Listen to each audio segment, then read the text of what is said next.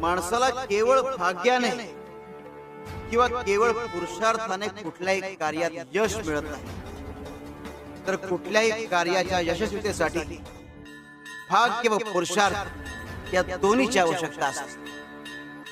आणि हीच गुरु चरित्राची महत्वाची शिकवण आहे.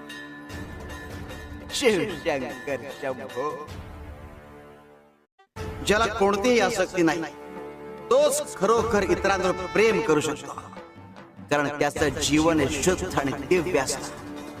हेच गुरु चरित्र आपल्या लक्षात आणून देते. शिवशंकर शंभो.